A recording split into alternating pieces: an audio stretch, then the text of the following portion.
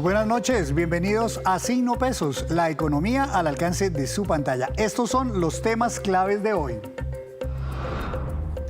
¿Qué hacer con el sistema de salud? Mientras el gobierno anuncia una reforma de golpe, expertos piden que se vuelva a concertar una reforma adecuada a las necesidades del país. Analizaremos el panorama con José Ignacio López, presidente de ANIF. No se justifica importar gas. Esta es la advertencia de la Asociación de Petróleo y Gas luego de revelar un informe sobre la caída en las reservas de este combustible en el país. Les contaremos las explicaciones que entregó su vocero, Frank Perl. El precio del dólar sigue cayendo. La cotización de la divisa norteamericana bajó en Colombia a su punto más bajo en 22 meses. Víctor Grosso nos contará cuál fue el comportamiento y qué hay detrás de esta situación.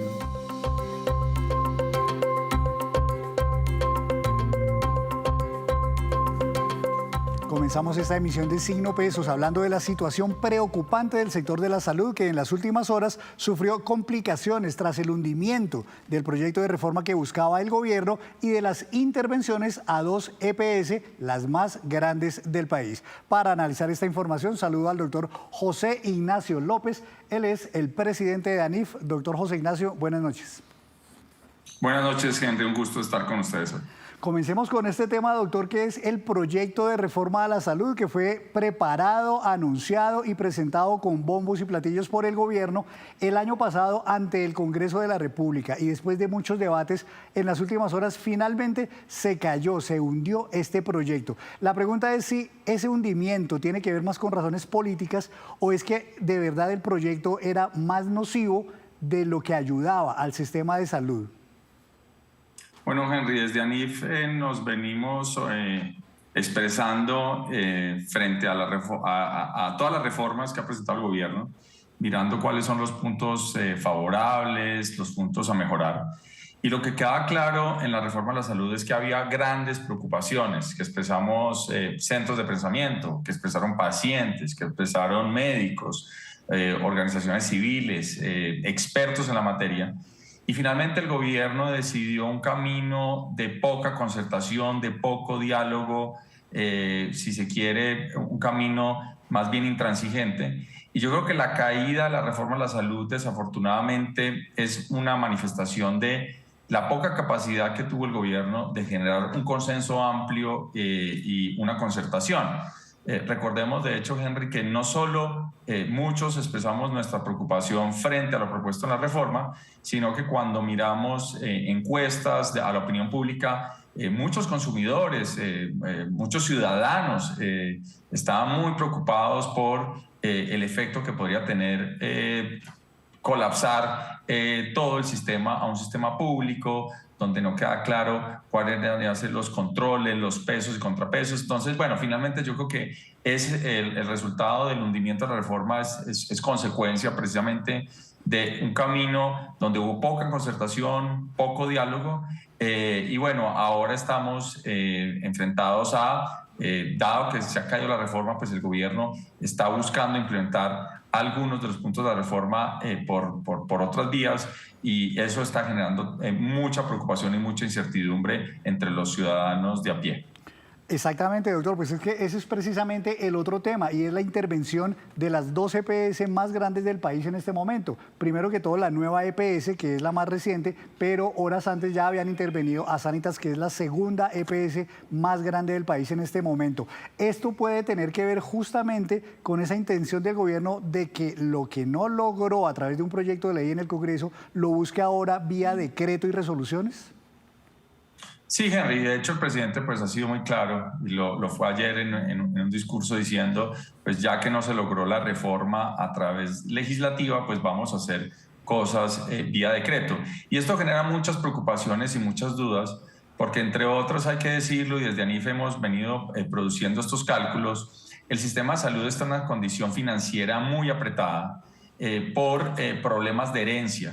Y cuando digo problemas de herencia, significa que en los últimos años hemos tenido pues, un aumento importante en los costos asociados a la previsión del servicio de salud. Hemos tenido un aumento muy importante en la demanda de servicios de salud. Esto ha ocurrido en Colombia como en muchos otros países post pandemia. Hemos visto que pues, hubo un rezago en atender muchas enfermedades, y eso está generando una presión adicional sobre los sistemas de salud, pero en Colombia estamos con unas cuentas muy apretadas, tenemos un aumento de la famosa UPC que en los últimos años en términos reales ha sido baja.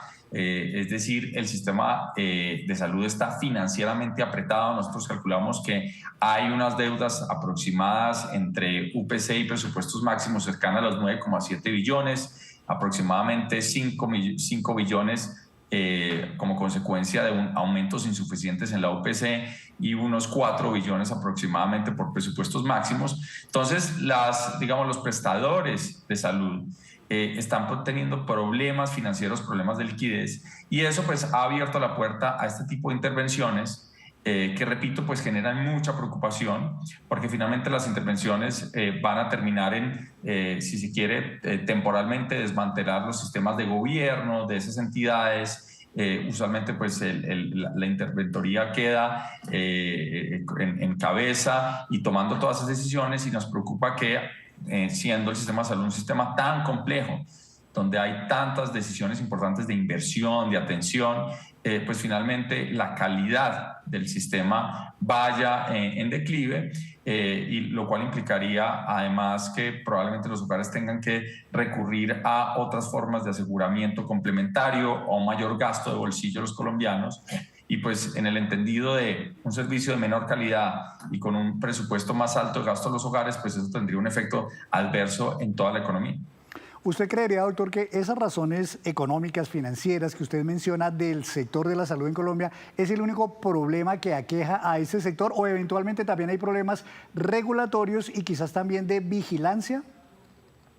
Bueno, lo que hemos venido diciendo en ANIF y que muchos otros expertos han dicho es que el sistema de salud tiene una complejidad alta. Es un sistema que en los últimos años, si no décadas, en Colombia le ha servido bien a la población colombiana. Ha sido un factor de inclusión y equidad muy importante, pero claramente pues, ha estado sujeto a numerosos problemas de supervisión, de regulación, de ejecución. Es decir, aquí hay un espacio grande para que el sistema actual se mejore, pero estas intervenciones puntuales a las EPS no parece ser la forma de precisamente solucionar el problema. Aquí primero hay que reconocer, como decía anteriormente, que hay una condición de iliquidez, de falta de recursos en el sistema que hay que atender. Ese es punto número uno. También mejorar en términos de supervisión, regulación, vigilancia y ejecución.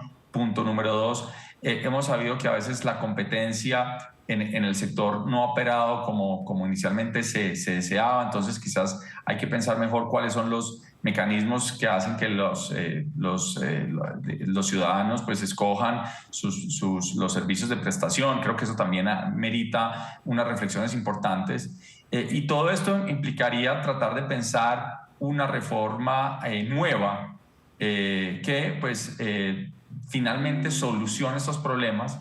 Pero pues ahora estamos digamos, en una sin salida complicada, porque pues la reforma al no concertarse no pudo ser mejorada. Nos quedamos una reforma a la salud. Ojalá haya nuevas iniciativas para mejorar el sistema. Y en el entretiempo pues nos vamos a quedar con unas EPS intervenidas que nos preocupa terminen en detrimento de la calidad y el servicio que reciben los colombianos. Claro, así es. Y además a esa incertidumbre que usted menciona, pues se suma que hay temores por posibles nuevas intervenciones a otras EPS, así que posiblemente el gobierno va a tener en sus manos las riendas completas de todo el sistema de aseguramiento y atención en Colombia. Pues doctor López, esperaremos a ver qué más sucede, qué más medidas o decisiones adopta el gobierno nacional, y lo volveremos a llamar para seguir analizando este importante tema. Muchas gracias por estar en Signo Pesos. Gracias, Henry. Y aquí, obviamente, prestos a seguir analizando este tipo de temáticas tan relevantes para el país. Así es. Muchas gracias, doctor López, por estar aquí en Signo Pesos. Hacemos así una breve pausa, pero cuando regresemos, espere, hay una entidad financiera que acaba de recibir un importante reconocimiento por su apoyo a las microempresas. Ya nos vemos con la movida empresarial.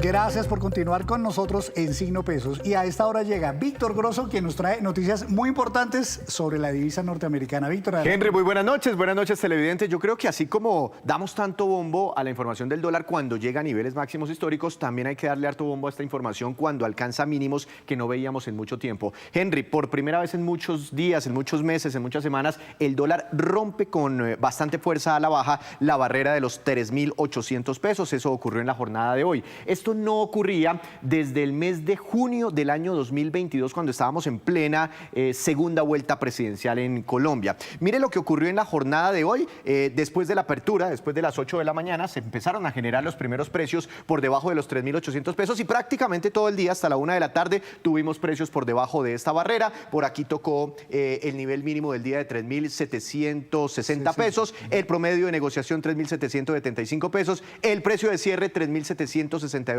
pesos, insisto, algo que no veíamos casi ya en aproximadamente 2 años. Miremos el comportamiento histórico del dólar, Henry, porque ha sido, digamos, la fluctuación más fuerte en la historia que ha tenido nuestra moneda. Le decía, por allá en junio arrancó, después de la segunda vuelta presidencial, por razones tanto nacionales como internacionales, que aquí explicamos muchas veces. Mire cómo el dólar se alcanzó a trepar a 5.000 pesos. Y después, durante todo el 2023, tuvimos una fuerte recuperación del peso colombiano. Fue una de las monedas con mejor desempeño a nivel internacional. Y esa tendencia se ha mantenido también durante estos primeros meses de este 2024. Aquí un experto en divisas, que es el doctor Felipe Campos, de la firma Alianza, Henry, lo invito a que me acompañe a ver este video, nos explica ahora por qué el dólar está cayendo en Colombia. Veamos.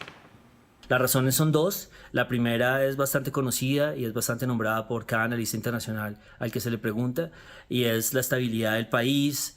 Tiene activos financieros bastante castigados, dada la incertidumbre que se ha vivido en los últimos semestres. Sin embargo, se sigue apostando por la estabilidad y porque la estructura económica del país no presente cambios importantes en los próximos años. Y el segundo elemento es el Banco de la República, que ha estado bajando tasas de forma dinámica, pero no tan rápido como bancos de otros países, por lo que las inversiones, las tasas de interés que pagamos nosotros han sido atractivas para seguir invirtiendo en el país.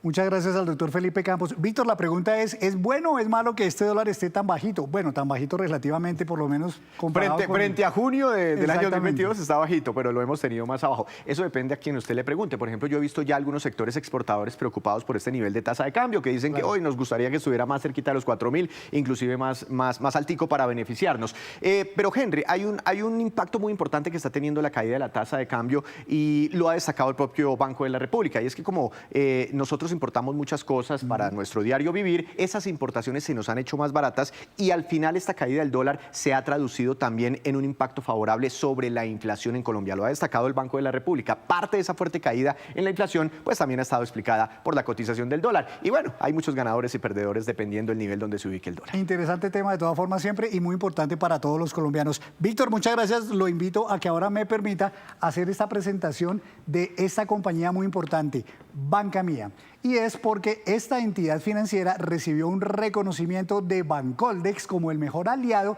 de los microempresarios del país al lograr atender a miles de emprendedores el año pasado. Veamos en esta movida empresarial los detalles que nos cuenta Karen Quiroga, vicepresidenta de Transformación Digital e Innovación de Banca Mía. Es un orgullo para Banca Mía recibir este reconocimiento que reafirma nuestro compromiso por el desarrollo de Colombia, atendiendo la fuerza productiva más grande del país, las microempresas, buscando su fortalecimiento para que sigan siendo una fuente clave de empleo, crecimiento económico y reducción de la pobreza de los territorios. En Banca Mía, como entidad de la Fundación Microfinanzas BBVA, llevamos 15 años trabajando por los microempresarios de Colombia y Bancoldex ha sido un gran gran aliado para llevar inclusión financiera a muchas regiones del país. Fue así como en el 2023, de la mano de ellos, logramos atender a más de 11.700 clientes vulnerables, que hacen parte de los 331.000 emprendedores de bajos recursos que atendimos al cierre del año pasado. 55% de ellos son mujeres y 42% viven en zonas rurales. Y en otras noticias, el gremio de la industria petrolera hizo hoy un llamado para fortalecer la búsqueda de nuevas reservas de gas natural en nuestro país. Advirtieron que no se justifica importar, pues eso encarecería el servicio. Colombia podría enfrentar un grave problema ante la caída de reservas de gas natural, que ya se han reducido en un 50% en los últimos 15 años, según la Asociación de Petróleo y Gas. Esta situación se ha agravado porque los colombianos están aumentando el consumo de este combustible. Y hoy tenemos un nivel de reservas que es peligroso. 7 años, cuando sabemos que los proyectos toman por lo menos 6 años para poner una molécula en el mercado. El gremio advirtió que hay que fortalecer de manera urgente la exploración y explotación de nuevas reservas y que Colombia tiene potencial suficiente para no depender de la importación de gas, por ejemplo, de Venezuela. Si en Colombia hay gas de buena calidad, a buen precio y que genera recursos para los hogares, las industrias y las regiones, y lo necesitamos para la transición, ¿para qué vamos a buscar a otro lado lo que no se nos ha perdido aquí? Incluso manifestó que robustecer los procesos de exploración genera un dinamismo en la economía colombiana.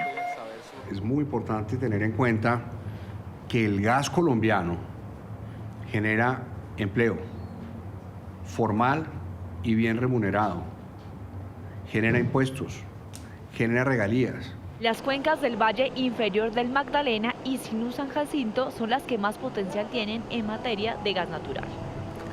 Y antes de despedirnos los dejo con este dato. El Banco Mundial reveló que en el mundo hay 850 millones de personas que no cuentan con documento de identificación oficial. Esto es prácticamente 1 de cada 10 personas. Y otro dato, 220 millones de personas tampoco cuentan con un registro digital de su identidad, lo que limita muchos trámites en un mundo donde hoy todo está conectado. Y así terminamos por hoy. Los esperamos mañana con una nueva emisión y toda la información económica que usted necesita saber. Esto es Signo Pesos, la economía al alcance de su pantalla. Buenas noches.